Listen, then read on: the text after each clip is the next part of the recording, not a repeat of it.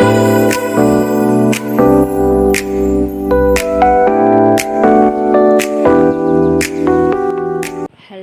Everyone, আসসালামু আলাইকুম। কেমন আছেন সবাই? আই হোপ সবাই অনেক ভালো আছেন। আলহামদুলিল্লাহ, আমিও আমার পরিবার প্রিয়জন নিয়ে অনেক ভালো আছি। এই তো প্রতিদিনের মতন আজকে আমি একটা রান্নার ভিডিও নিয়ে চলে আসলাম। সাধারণ রান্না, সবজি। আমি আজকে পুঁই শাক দিয়ে শিং মাছের মাথা রান্না করব, তাই আপনাদের সাথে ভাবলাম শেয়ার করি। আমি অবশ্য রান্না অত একটা ভালো পারি না, যতটুকু পারি আমি অতটুকু আপনাদের সাথে শেয়ার করি। তাহলে দেখতে থাকুন আমি কিভাবে রান্নাটা করি।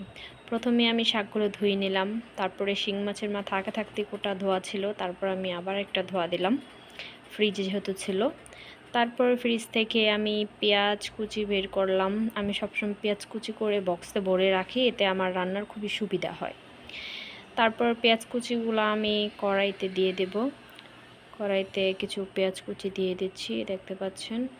বাহিরে মানে আমার ফ্ল্যাট বড় বই অনেক বাসা আছে, এই জন্য জানলাটা একটু লাগাইলাম। তো তারপর পেঁয়াজ কুচি দেওয়ার পরে তেল দেব,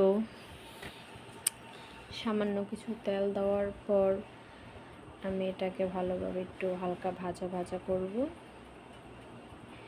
কিছুক্ষণ ভাজার পর এখানে আমি আদা রসুন দিয়েছি, ভিডিওটা হয়নি।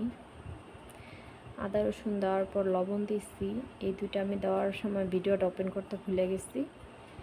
তো যাই হোক, পেঁয়াজগুলো কিছুক্ষণ ভাজার পরে কিছু কিছু মানুষ দেখি পেঁয়াজ ভালো করে না ভেজে তারা তরকারি রান্না করে ফেলে।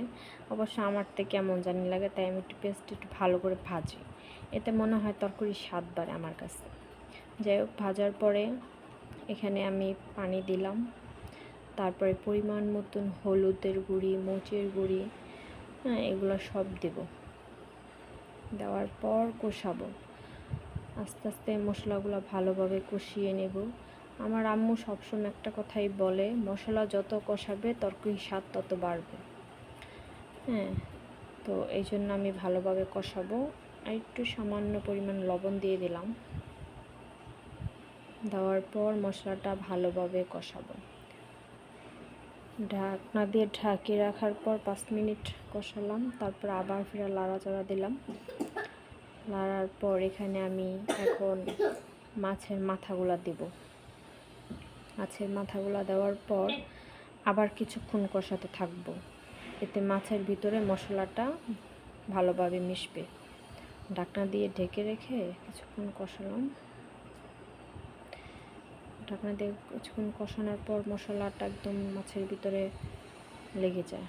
যাওয়ার পরে আর আমি এই পাশে শাকগুলো বড় বড় পাতা ছিল, পুঁই শাক, এগুলোকে আমি কুচকুচি কাটছি।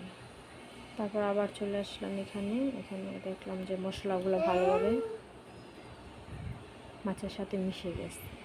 তারপর আমি একটা পাত্রে মশলাগুলো সব রেখে মাছগুলো উঠাবো।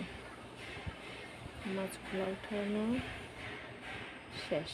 উঠানোর পর আমি এই মশলার ভিতরেই আবার ওই শাকগুলো দিয়ে দেব। পুঁই শাকগুলো যেগুলো আমি কেটে ধুয়ে রেখেছি ওগুলো দিয়ে দেব। এগুলো দেওয়ার পর একটা কাঁচামরিচ দিয়ে দিলাম। তারপরে আমি এগুলো এখন ঢেকে রাখবো। এখন হয়তো অনেক দেখা যাচ্ছে, একটু পরে আবার এগুলো সব মানে অল্প হয়ে যাবে। মাছগুলো ভালোভাবে ভুনা হয়েছে, এই দেখছেন। এখন এগুলো সব মানে শাকগুলো সব নরম হয়ে অল্প হয়ে গেছে। এখন এই শাকগুলোকে মশলার সাথে কিছুক্ষণ আবার কষাবো, যাতে যে পুঁই শাকের ডাঁট অবশ্য আমি ডাঁট দেই নেই, শাকের সাথে যে ডাঁটটা থাকে ওগুলো দিচ্ছি। আর এখানে দেখছেন আমার ছেলে বিছানার কী অবস্থা করে রাখছে, এগুলোকে আমি আবার গুছগাছ করলাম। আবার চলে আসলাম রান্নাঘরে, এসে দেখি প্রায় সব সিদ্ধ হয়ে গেছে শাক। এখন আমি এটার উপরে মাছগুলো দিয়ে দেব। ঝোলটা একটু খেয়ে দেখলাম সব ঠিক আছে কিনা। আলহামদুলিল্লাহ সব ঠিক আছে। এখন আমি এটার উপরে মাছগুলো দিয়ে দেব।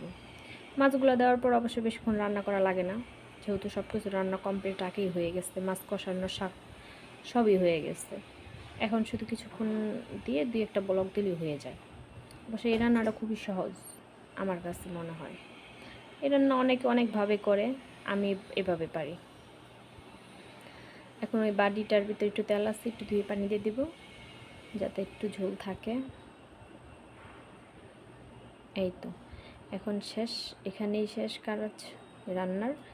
এখন এটা ঢাকনা দিয়ে ঢেকে দিলে 4 থেকে 5 মিনিট একটু রান্না করলে হয়ে যাবে। এখন রান্না করলে তো কিচেনের অবস্থা মানে নোংরা হবেই। এখন আমি চুলা গরম থাকা অবস্থায় সবসময় আমি পরিষ্কার করি, তাই এখন একটু সাবান দিয়ে চুলার আশপাশগুলো সব পরিষ্কার করে নেব, এতে তেল কাজটা তাড়াতাড়ি উঠা যায়। এই তো এখানে আমি চুলাটা পরিষ্কার করে নেব, আশপাশগুলো পরিষ্কার করে নেব। সব কিছু পরিষ্কার করার পর আমি আবার একটা শুকনা তেনা দিয়ে চুলার উপর আবার একটা মোছা দিই, এতে আরও ভালো লাগে। এতে এখন ওই শুকনা তেনাটা দিয়ে একটা পোছা দিলে চুলা পুরো চকচক করে। দিয়ে দিলাম, সব পরিষ্কার হয়ে গেল। তো আমার রান্না তো এখানেই শেষ, আপনাদের সাথে শেয়ার করলাম। ভালো লাগলে অবশ্যই লাইক কমেন্ট শেয়ার করবেন, আর সাবস্ক্রাইব করে রাখলে আমার নতুন ভিডিও আপনাদের কাছে চলে যাবে। ভিডিওটা লম্বা হয়ে গেছে অবশ্য। আর এই যে ফাইনাল লুক আমার